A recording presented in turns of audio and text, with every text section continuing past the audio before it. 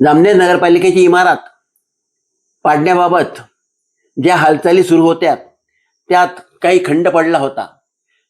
नगरपालिकेची इमारत त्या जवळचे व्यापारी संकुल पाडून ती जागा मोकळी करण्याबाबत नगरपालिकेकडून हालचाल सुरू होती.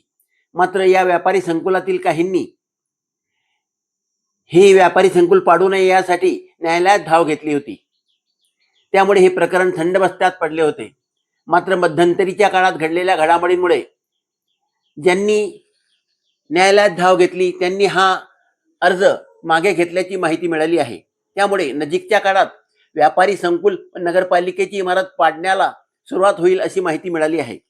या ठिकाणी नेमके काय होणार अशी आता चर्चा सुरू झाली आहे. उपलब्ध माहितीनुसार या ठिकाणी महापुरुषांच्या पुतळ्यांचे नियोजन नगरपालिकेकडून करण्यात आले आहे. हे योग्यच आहे, पण त्याचबरोबर या जागेवर नागरिकांच्या मागणीनुसार हातगाडी धारकांना काही एखादी जागा करून दिली तर नेहमीची जी समस्या आहे ती मिटू शकते. त्याचप्रमाणे जामनेर शहरात पार्किंगची कोणतीही सोय नाही.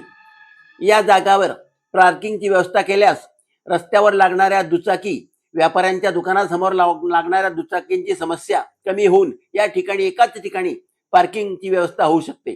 याचाही विचार नगरपालिकेने करणे गरजेचे आहे. काही महिन्यांपूर्वी नगरपालिकेने जाहीर केल्याप्रमाणे हातगाडीवर खाद्यपदार्थ विकणाऱ्यांसाठी खाऊ गल्ली निर्माण करण्याचा त्यांचा प्रस्ताव होता.